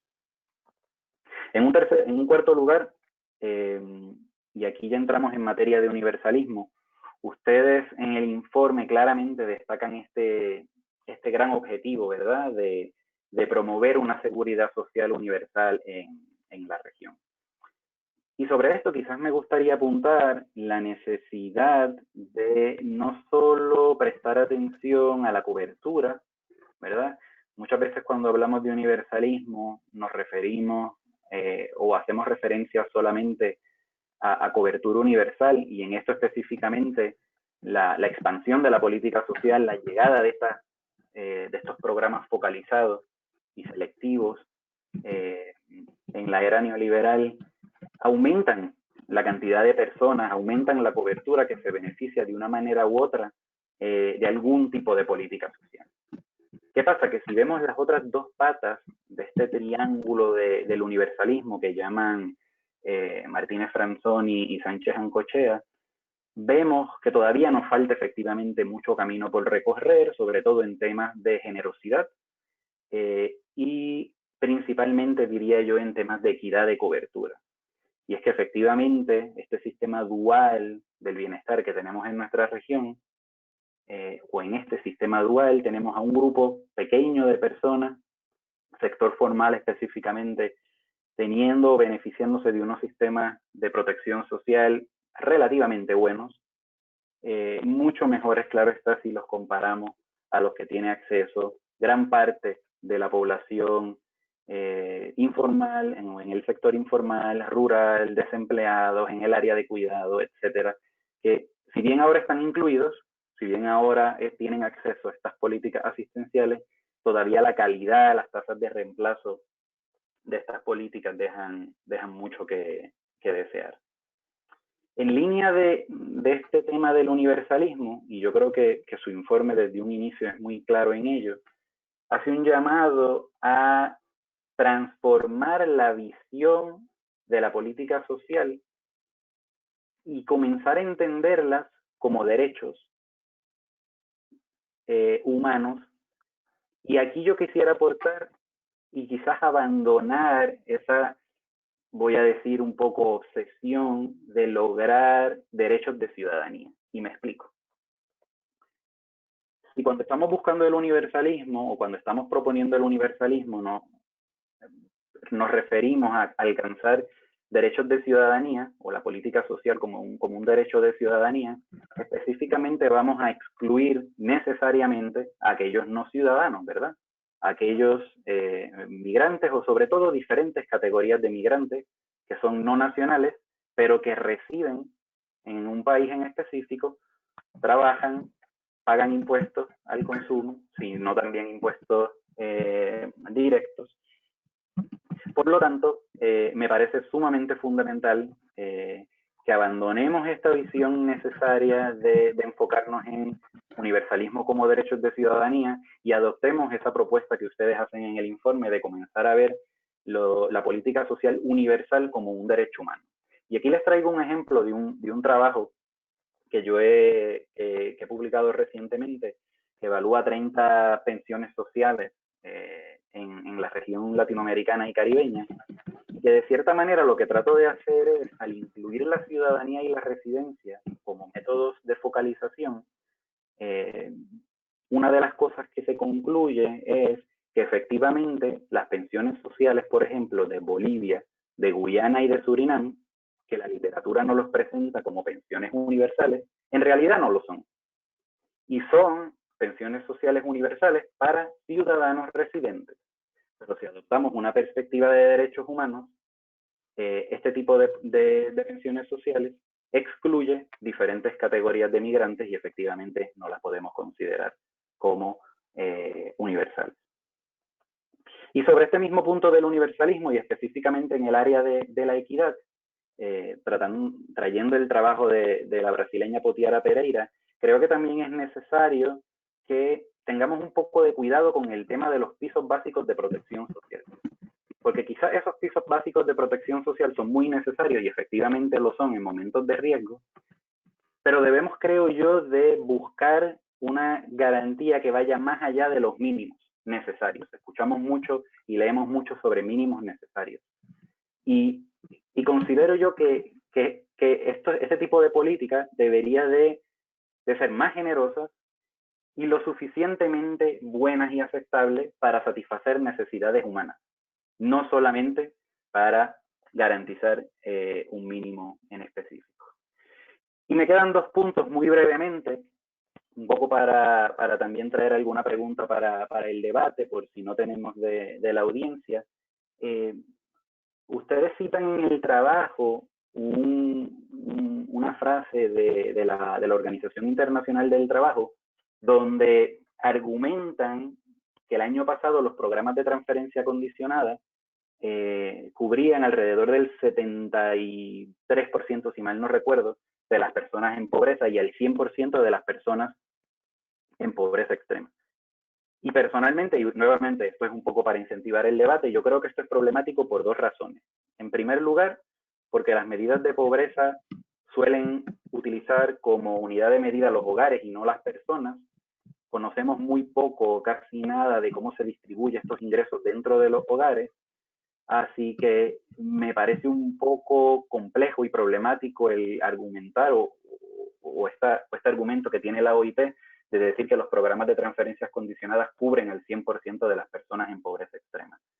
Asimismo, esto significaría, y esta es la segunda quizás crítica o cosa problemática que encuentro, y es que argumentar que tienen un 100% de cobertura significaría que no hay errores de exclusión. Y yo creo que todos aquellos que trabajamos política social sabemos que uno de los principales problemas de los programas focalizados y condicionados es que inherentemente traen problemas de inclusión y problemas de exclusión. Y ya para ir terminando, el último punto, felicitarlos también por el tema de los índices construidos en el capítulo 3. Fenomenal, a mí me encantan los índices, yo trabajo también construyendo índices agregados, compuestos, y sobre esto tendría dos preguntas solamente. Una, ¿por qué incluyen el empleo en servicios como porcentaje del empleo total en el índice de presión? Quizás es el único indicador que se me escapa, digamos, una justificación para incluirlo, que seguramente lo tiene y estoy muy interesado en saberlo. Y la segunda es conocer un poco más sobre la justificación en los niveles de cortes entre distintos niveles. Sobre todo, porque quizás varía entre 2009 y 2016 los 0,7, 0,5, 0,4. Y bueno, sin más, muchísimas gracias por la invitación, excelentísimo trabajo el que han hecho. Y estoy seguro que este trabajo será de mucha utilidad para los investigadores sobre la política social. Perfecto. Muchísimas gracias al doctor Cruz por su reflexión, por no solamente ser una síntesis de este trabajo, sino hacer un diálogo directo con el informe y también por los cuestionamientos hechos al equipo de investigación que posterior a la participación de la doctora Daisy seguramente serán aclarados y debatidos. Muchísimas gracias y desde ahorita le digo que esperamos contar nuevamente con la participación en otros eventos del doctor Cruz. Sin más, damos uso de la voz también a la siguiente comentarista, a la doctora Daisy Corrales Díaz, directora del Centro Interamericano de Estudios de Seguridad Social, CIES. Es médica y cirujana especialista en Administración de Servicios de Salud, miembro del Colegio de Médicos y Cirujanos de Costa Rica y cuenta con una formación en investigación en ciencias médicas. Tiene también, además, 35 años de experiencia en alta gerencia en el sistema de salud costarricense y ha ocupado diversos cargos en Costa Rica y en la Caja Costarricense del Seguro Social, miembro también de la CIS. Ha sido directora en establecimientos de salud de diferentes niveles de atención y exdirectora nacional de desarrollo de servicios de salud, gestora de proyectos de cooperación internacional, gestora del Foro Innovación y Mejoras Prácticas de los Servicios de Salud, exministra de Salud, exdirectora académica del Colegio de Médicos y Cirujanos, así como una relevante y amplia experiencia académica en programas de grado y posgrado en gerencia y salud pública. Amplio el currículum de la doctora. Bueno, doctora, tiene 20 minutos. Muchísimas gracias. Perdón. Dos. Va. Casi ya le voy. Ahora sí, adelante, doctora, gracias. Muy buenos días a todos los participantes, compañeros de trabajo y miembros de la Red de Bienestar. Agradecer la participación que se me ha dado en esta importante actividad y iniciando mis palabras, sobre todo reconociendo que la estrategia de seguridad social es en gran parte responsable y parte de lo que es el progreso económico y social del continente americano. Por ese motivo, el informe que el día de hoy se presenta, que realmente no es solamente un informe, es un tratado sobre seguridad social que profundiza en diferentes aspectos y a la fecha, haciendo en estos días una revisión sobre la última documentación en seguridad social, creo que está dando una pauta y una línea base para todos los países del continente, de manera que podamos enfrentar los retos que bien se presentan en este informe.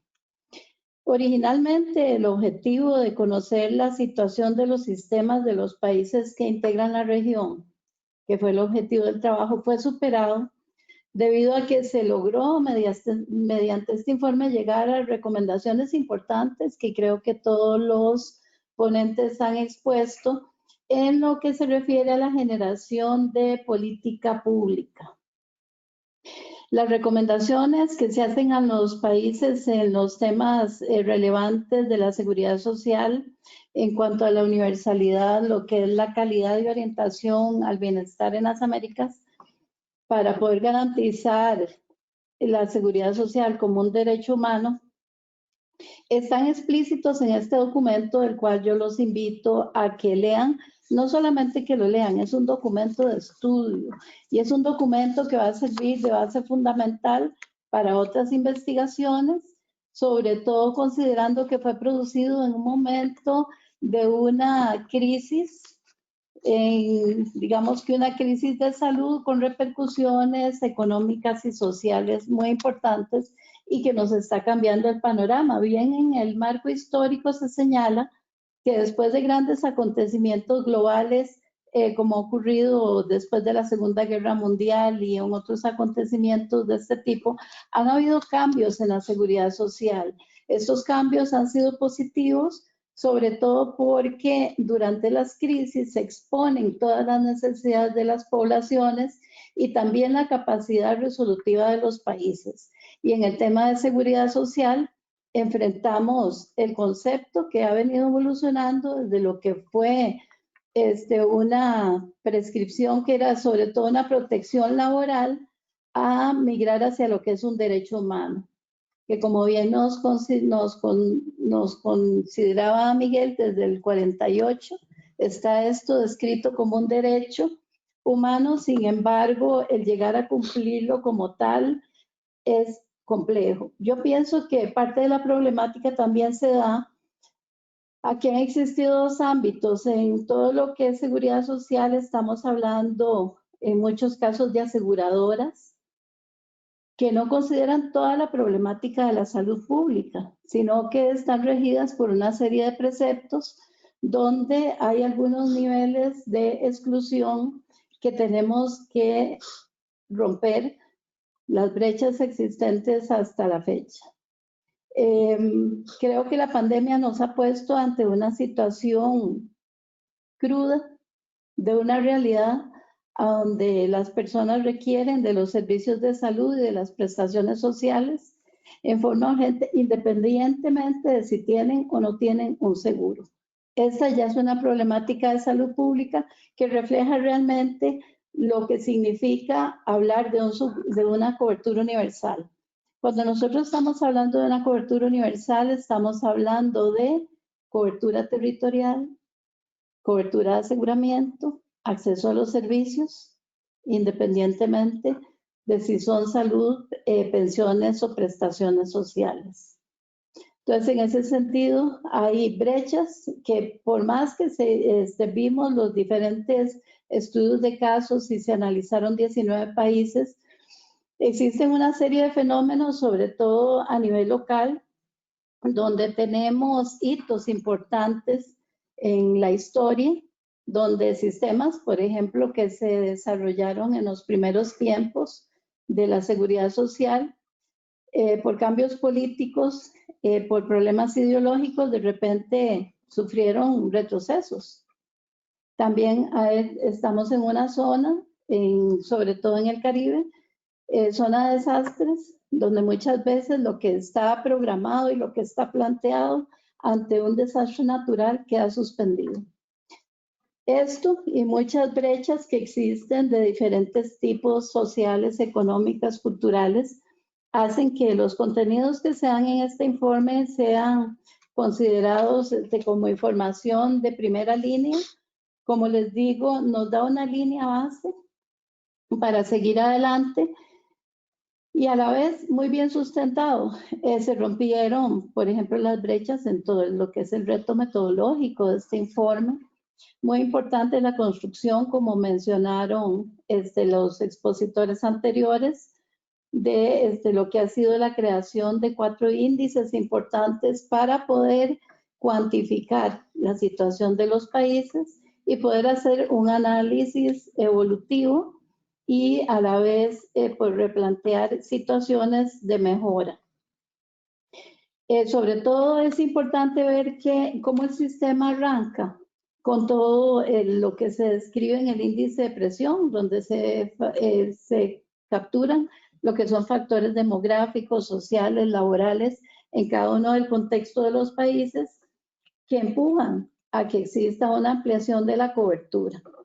Estas presiones, a la hora de que producen la necesidad de incrementar la cobertura, también incluyen indicadores que son referentes a la extensión de las prestaciones, sobre todo en el caso de vejez y asistencias sociales.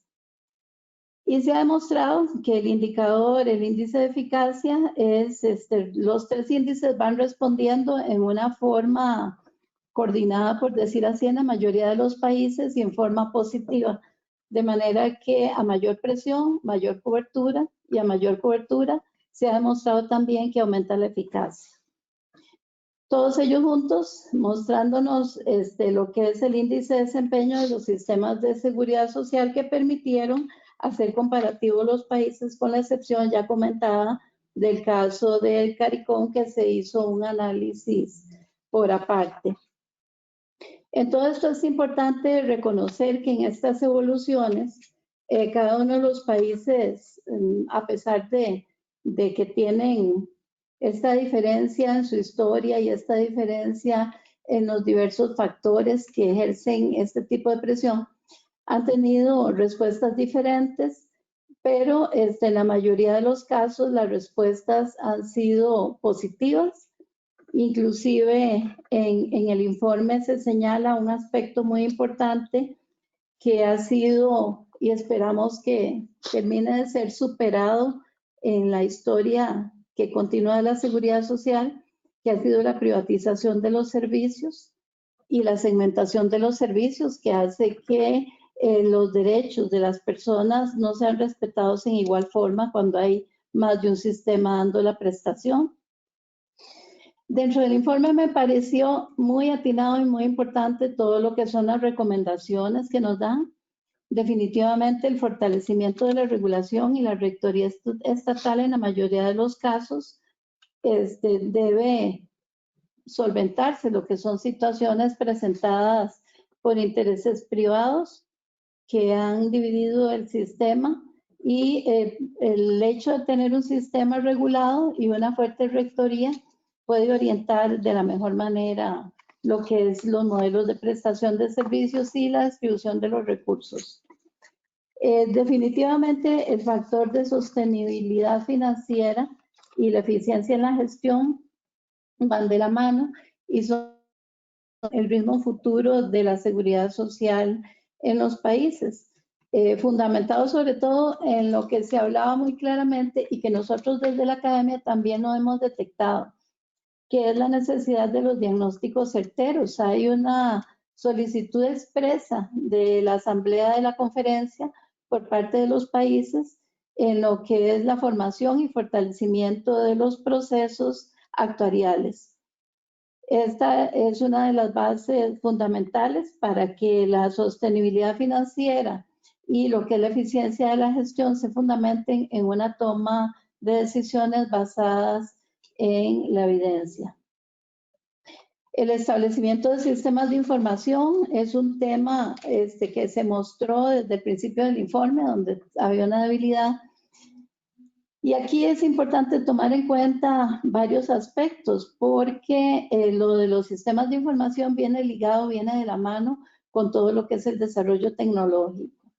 Y en este momento tenemos que tratar de trabajar en una forma de consenso entre los países de manera que podamos ir solventando algunas brechas. Por un lado está la brecha digital, de manera que los países cuenten con un sistema donde se pueda tener cobertura importante de sus territorios para poder transmitir la información en parte virtual. Y por otro lado tenemos otra brecha importante también en lo que es alfabetización digital. En este momento a nivel mundial se produce una cantidad que ustedes han visto en las publicaciones increíble de información por minuto. Esa información está disponible para una mejor toma de decisiones. Sin embargo, el proceso de análisis de esta información y la toma de decisiones es compleja y es una de las áreas donde se debe fortalecer a través de la capacitación y del intercambio entre las experiencias de los países. La protección de niños y niñas, un tema que se señala en el informe. Son la población del futuro y el desarrollo de estos niños y niñas viene obstaculizado por la pobreza. Desde el desarrollo físico, en lo que es la alimentación en los primeros 100 días, que es crítico para lo que es su desarrollo cerebral, hasta lo que es el ingreso a las escuelas, las diferentes oportunidades durante el periodo de la adolescencia, que llevan a veces adultos a personas hasta su etapa adulta en esa condición. Definitivamente el proteger a los niños y las niñas y el lograr el enfoque de género que se ha propuesto son pasos importantes en lo que es el fortalecimiento de la seguridad social, igual la importancia de los sistemas de cuidado, el combate a las inequidades de género, como mencioné, y la atención a la dualidad de los sistemas. Todas recomendaciones que vienen en el informe, el cual insisto en que les recomiendo lo estudien, se utilice como base para otros estudios futuros. Hay dos cosas importantes donde se señala que en el año 2020 estamos en un punto de quiebre. Tenemos la problemática de la pandemia que nos está dejando serias consecuencias en las economías de los países. Y por otro lado, hemos observado y está bien definido lo que es la agudización de los efectos del deterioro medioambiental en el futuro próximo. Cada día tenemos más problemáticas relacionadas con el ambiente. Y el problema es que todos estos efectos del COVID y los efectos de los desastres naturales y medioambientales en general tienen efectos desproporcionados en las poblaciones que se han considerado vulnerables. En este momento, el incremento en lo que es la pobreza y en todos los riesgos que puedan poner a la gente en exclusión de la seguridad social, hacen que el enfrentar esta vulnerabilidad y la pobreza sean factores de deterioro a nivel de todo el planeta. Es importante considerar y hacer un llamado sobre lo que además del COVID-19 y esta agudización de los efectos del deterioro medioambiental, se está dando un fenómeno muy fuerte relacionado con el tema de las migraciones. Y en el tema de las migraciones estamos ante una situación donde todas estas vulnerabilidades que se señalan en los procesos relacionados con la seguridad social y en los determinantes de la salud dejan en una mayor desprotección a esta población. Y la problemática es que la presión y el indicador que se construyó aquí en la conferencia nos va a ir demostrando cómo Estas variables que se utilizaron para definir la presión se ven muy incrementadas en la población migrante. Entonces, un llamado especial por los niños, un llamado especial por los adultos mayores, un llamado especial sobre la población migrante para los que trabajamos en la seguridad social y poder de alguna manera tratar de lograr lo que es la estabilidad entre la sostenibilidad financiera y la universalización del derecho humano a la seguridad social.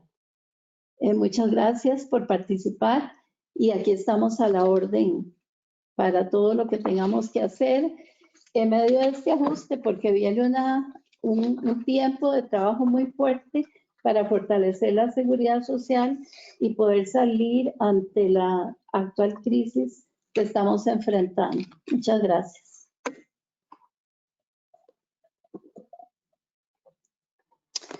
Muchas gracias a la doctora Corrales, directora del Centro Interamericano de Estudios de Seguridad Social, la parte activa de capacitación de la CIS. Tenemos varios saludos de diferentes partes del continente americano. Nos saludan precisamente desde Bogotá, Colombia, Argentina, Chile y República Dominicana, donde precisamente nos hacen una pregunta directa para, aunque no se estila, pero lo haremos para el comentarista, el doctor Gibran Cruz. Pero si les parece pertinente, me parece que sería primero más viable desahogar precisamente las preguntas, los cuestionamientos hechos por el doctor Cruz al equipo de investigación, que fueron, si mal no recuerdo, 3 preguntas específicas. Entonces, si quieren, primero damos uso de la voz a los integrantes del equipo de investigación para aclarar estas preguntas y posteriormente nos vamos con la pregunta que se le realiza al doctor Cruz. Si no sé quién quiere empezar con las preguntas que le realizaron. ¿Miguel? Sí. Perfecto. Claro. Bueno, antes de empezar a responder las preguntas, me parece muy importante retomar el tema de las personas migrantes y hacer un hincapié especial, que fue un tema que mencionó la doctora Corrales y también que mencionó el doctor Cruz. Me parece que en estos momentos y de hace un tiempo para acá es notable que la migración irregular suele ocasionar distintos tipos de desprotecciones y una en especial es la relacionada con la seguridad social. Por ejemplo, considero que en términos de universalismo, no estoy seguro de que en el informe lo hayamos puesto de manera tan clara, pero considero que un enfoque de derechos, como menciona el doctor Cruz Martínez en su intervención y también en un artículo que publicó recientemente en 2019, es importante que desde un enfoque de derechos el acceso a las prestaciones y la garantía de la seguridad social no se limite a los derechos de ciudadanía. Es decir, no deberíamos de tener que ser ciudadanos de algún estado en particular para poder acceder a una protección a la que todos tenemos derecho por el simple hecho de ser personas, de ser seres humanos. Entonces, me parece particularmente relevante buscar que nuestros sistemas tiendan a la universalización y tiendan a la incorporación de personas migrantes. En la CIS estamos preocupados por este tema y hace unos meses publicamos un cuaderno de investigación acerca de la protección de las personas migrantes y también tenemos un proyecto de investigación en curso que próximamente sabrán sobre él.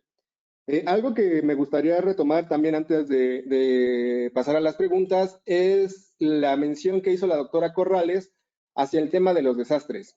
Cada vez, como sabemos, ocurren una mayor cantidad de desastres que tienen consecuencias graves y serias y afectan de manera desproporcionada a grupos vulnerables y pueden ser distintos tipos de desastres, desde los, meteorológicos, asociados como inundaciones o terremotos, pero incluso las pandemias como la que estamos atravesando es un tipo de desastre que genera también pérdidas de bienestar.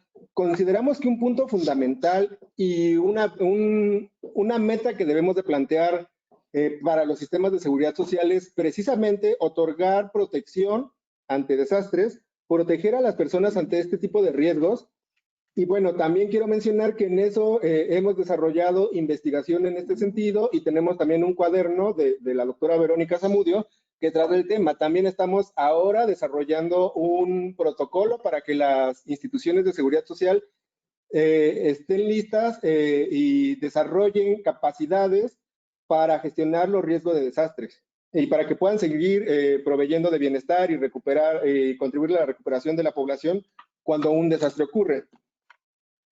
Y finalmente algo que me gustaría retomar y que creo que es algo que se ha dicho, por ejemplo, en otros trabajos de la CEPAL, pero creo que nunca está de más decirlo, es la importancia de proteger a las niñas y niños. Es preocupante que en la mayoría de los países de nuestro continente, o por lo menos de la región latinoamericana, los mayores niveles de pobreza se presenten entre niñas y niños.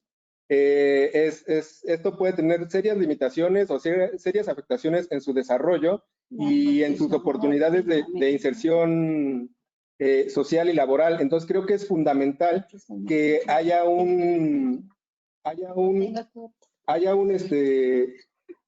es fundamental que haya una protección de este grupo de edad.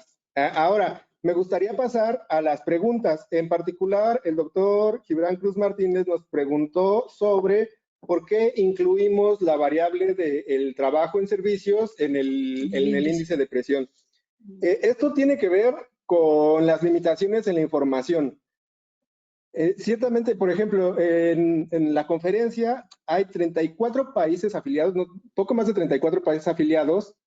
Sin embargo, de todos ellos solamente pudimos encontrar información estadística comparable de una fuente homogénea para que fuera comparable precisamente para 19 países. Y eso en 2 años, particularmente por los datos en especial los laborales. En un principio nosotros quisimos elaborar un índice que diera cuenta de los factores demográficos, laborales, económicos, sociales, que históricamente y conforme lo ha identificado la literatura, impulsan a que los sistemas de seguridad social amplíen su cobertura.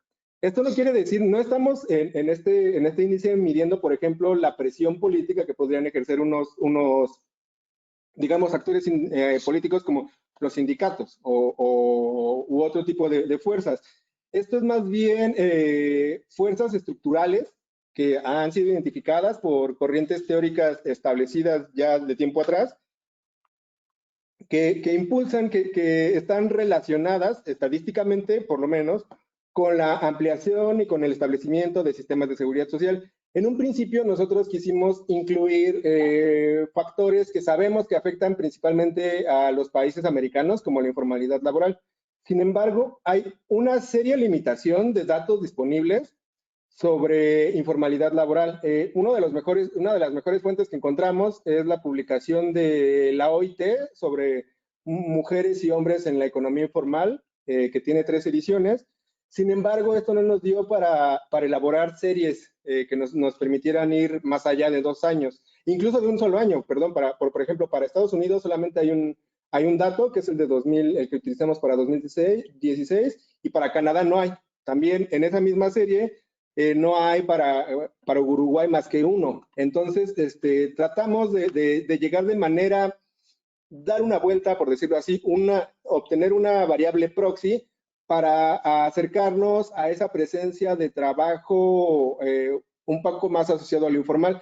En particular, partimos de los postulados de Matthew Mares e Isabela Carnes, que plantean que una de las principales transformaciones de la estructura económica y laboral de los países latinoamericanos tiene que ver con la desindustrialización. Que esta desindustrialización supone, por un lado, el crecimiento de trabajo en el sector servicios y por el otro lado, con la reducción de trabajo en la industria. Estos autores proponen que esto supone una mayor inseguridad en el trabajo, puesto que el trabajo en servicios suele tener menores niveles de remuneración. También suele asociarse con una mayor presencia de trabajo informal.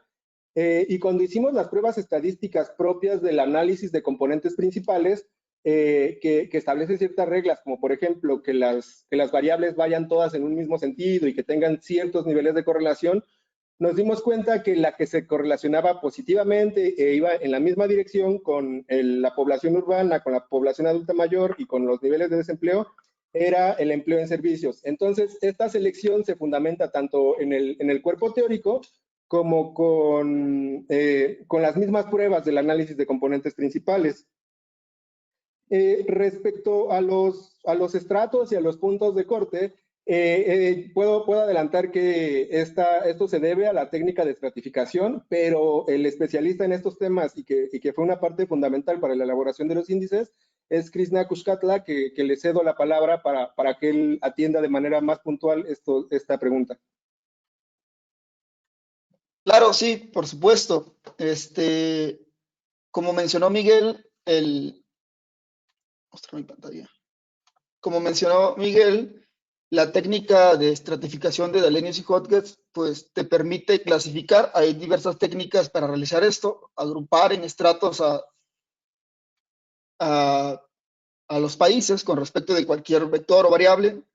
Entonces, a diferencia de la estratificación por cuartiles, que divide en 4 partes proporcionales a un índice, o los cuartiles relativos, que consideran la proporción que presenta el valor de cada observación respecto a la suma total del índice, la estratificación de Dallenius y Hodges se utiliza la varianza obtenida en las frecuencias. Entonces, lo que se busca es que al interior del estrato haya una mínima diferencia, una mayor homogeneidad, y al exterior que sean más heterogéneos. Entonces, de ahí se parte por lo que de esa manera se crean los grupos. Ahora bien, lo que hicimos con el índice e hicimos con los estratos es que utilizamos en el índice utilizamos los mismos pesos de a cada dimensión o de cada variable que utilizamos.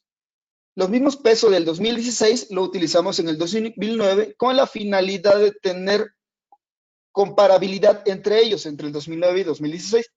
Asimismo, utilizamos también las mismas estratificaciones de 2016 de los índices en el 2009, es decir, los límites de 2016 los mandamos al 2019, los pesos de cada variable en el índice del 2016 también los mandamos al 2009. Entonces, básicamente tiene que ver con la técnica de Dallenius y Hodges en cómo se estratificaron y cómo quedaron los límites entre los estratos. Y de nuevo se buscaba el mayor número de la mayor homogeneidad al interior de los estratos.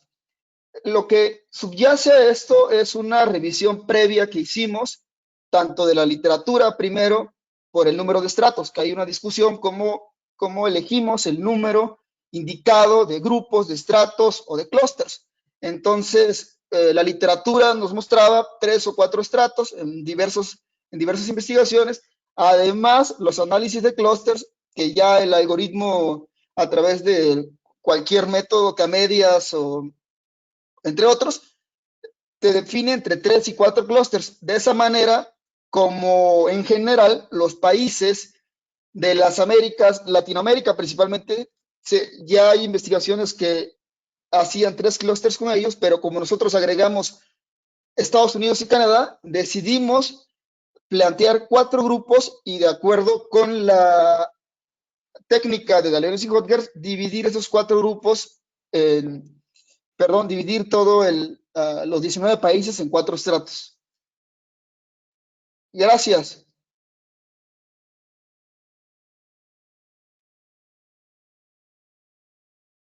Listo. Todavía tenemos preguntas. ¿Sí?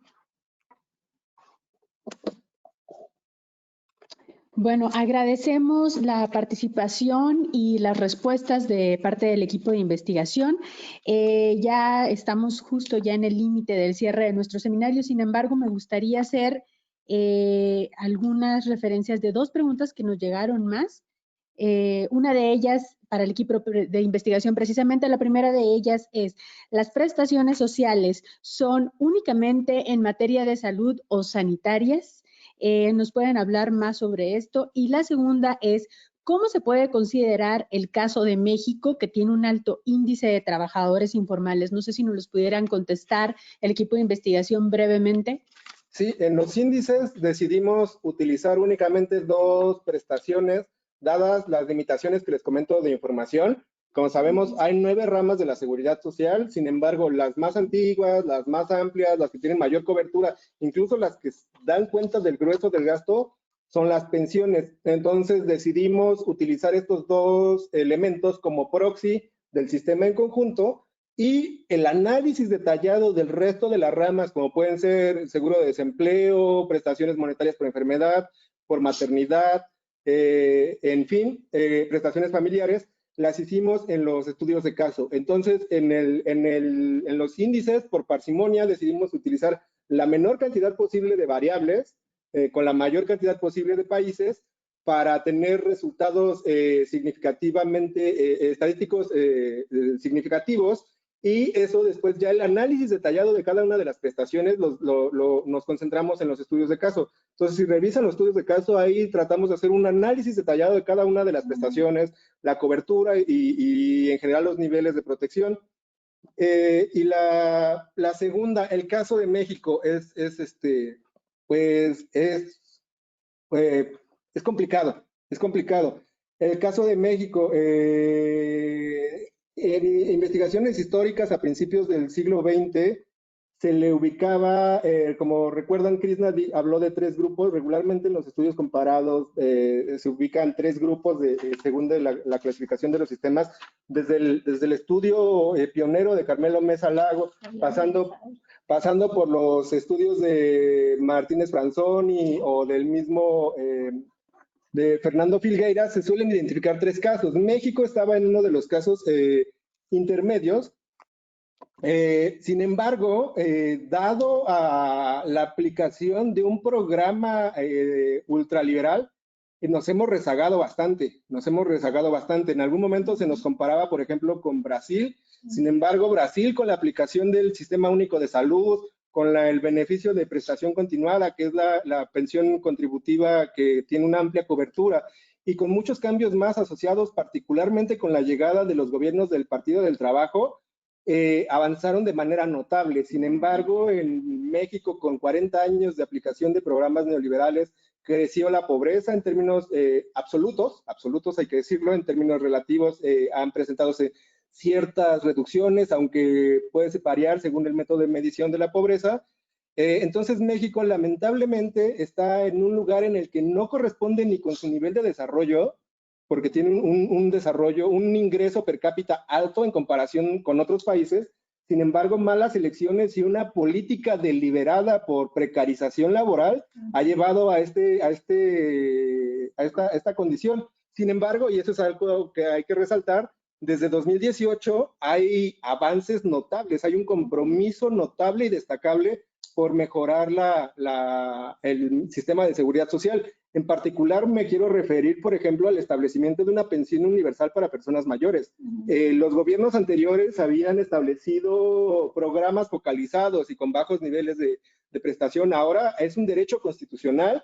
Se duplicó el monto de la pensión, y cualquier persona que sea mayor de 68 años en general o de 65 en comunidades indígenas puede acceder a una prestación de contribución indirecta. También quiero hacer énfasis en el establecimiento del Instituto Nacional de Salud para el Bienestar, que da un vuelco completo a la política neoliberal de salud que habían llevado los gobiernos anteriores por medio del seguro popular. En este pretendido seguro, lo único que se hizo fue introducir mecanismos de mercado que en apariencia consiguieron la cobertura universal. Sin embargo, se olvidaron de construir infraestructura médica. Las personas estaban afiliadas al seguro, pero no tenían ni siquiera un consultorio a donde asistir en sus localidades. Y además tenían un enfoque curativo que está demostrado que es sumamente caro, y no atendían a las causas estructurales, por ejemplo, a los determinantes sociales de la salud. Con la reforma reciente a la Ley General de Salud y el establecimiento del Instituto de Salud para el Bienestar, se da un vuelco, se pretende establecer un modelo de atención primaria a la salud, se pretende impulsar la construcción de infraestructura en salud, y en general ver a la salud como lo que es, como un derecho humano y no como un derecho o una prestación laboral. Incluso, no sé, tiene una definición bastante amplia, no impone condicionalidades. Entonces, es lamentable la condición en la que llega México al final de la segunda década de este nuevo siglo, pero creo que hay señales positivas del rumbo que está tomando nuestro sistema de seguridad social. Y bueno, con eso me gustaría concluir. Muy bien, muchísimas gracias, muy precisa la respuesta. Y ahora me gustaría cerrar con el cuestionamiento que se le realiza precisamente a nuestro comentarista, al doctor Gibran Cruz. Esta es una pregunta hecha por nuestras compañeras de República Dominicana. La pregunta es sobre el aporte del cambio del enfoque de derechos ciudadanos a derechos humanos en el sistema de protección social y los paradigmas de subsidios condicionados como contribuciones indirectas. En este sentido, ¿cuál es el caso de la población no migrante, pero que no entiende, que no tiene identidad, entre comillas, ciudadana, y en consecuencia no están protegidos por la protección social? No sé si el doctor Cruz nos pudiera compartir alguna reflexión al respecto. ¿Se alcanzó a escuchar? Sí. Perfectamente. ¿Ustedes me escuchan? Sí. Sí. Bueno, agradecerle en primer lugar a Miguel y a Krishna por dar respuesta a mis preguntas muy claro y muy preciso.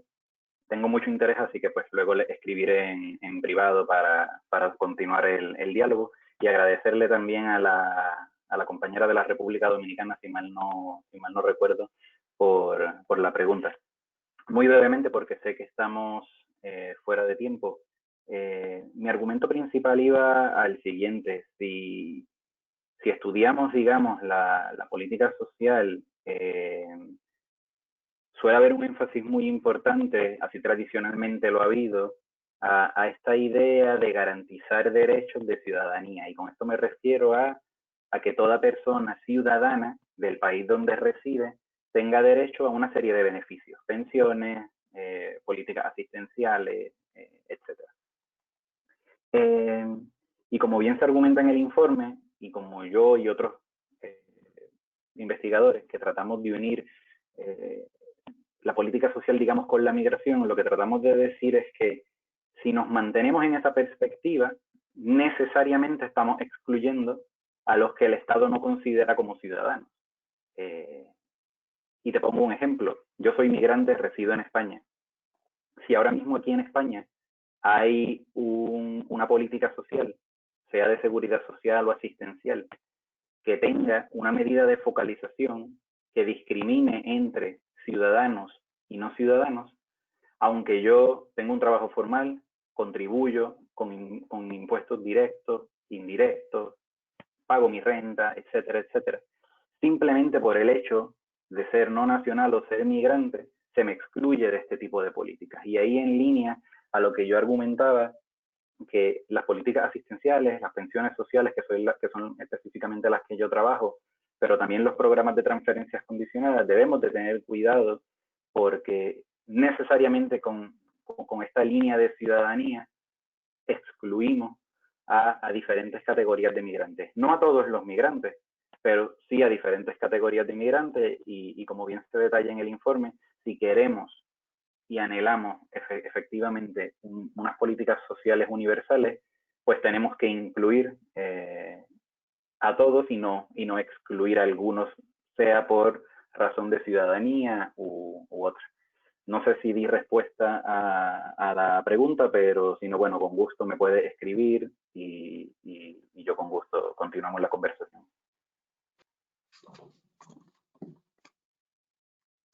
Perfecto, muchísimas gracias al doctor Cruz. Yo creo que sí se respondió. Igual saludamos con agrado a la compañera Leticia Martínez, precisamente, que nos acompaña desde República Dominicana.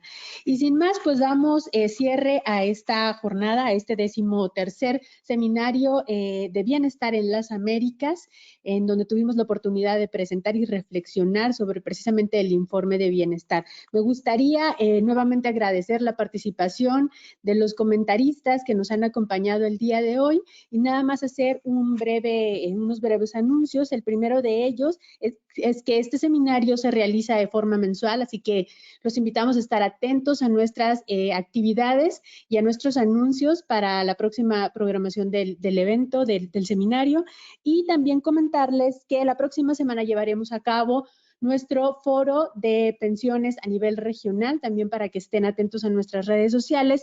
Y por último, recordarles que tanto el informe de bienestar en su versión abreviada o resumen, como en su versión extensa, están ya disponibles en nuestra página de la conferencia para poder ser descargables y estudiados, como bien nos los dijo la doctora Corrales. Bueno, sin más, despido y cerramos esta emisión del seminario y muy buenas tardes. Hasta luego.